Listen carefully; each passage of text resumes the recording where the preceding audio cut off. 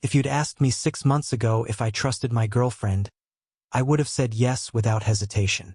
Alyssa wasn't just someone I dated. She was someone I built a routine around.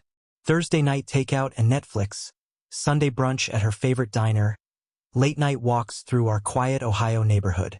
She fit into my life like she'd always been there, like she was supposed to be there. And I was fine with that, happy even. I'd never felt the need to snoop, to second-guess her stories, or decode the tone in her texts. That kind of paranoia, I thought, belonged to people who were already halfway out the door. People with baggage. People with drama.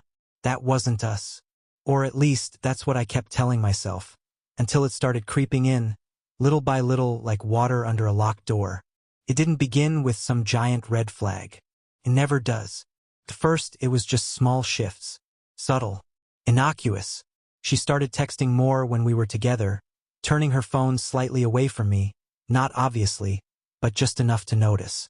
She'd laugh at something, and when I asked what was funny, she'd say, "Just a meme."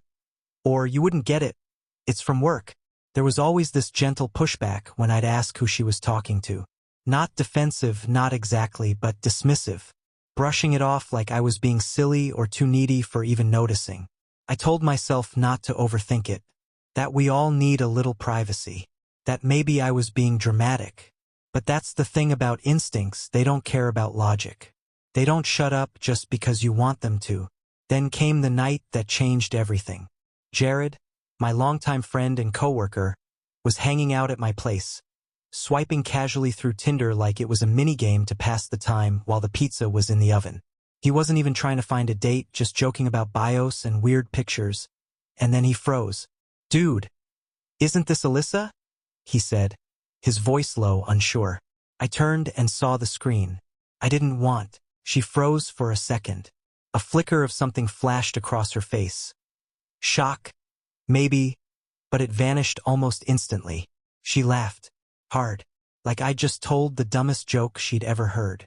"Oh my God, are you serious right now?" she said between chuckles. "You're being so dramatic.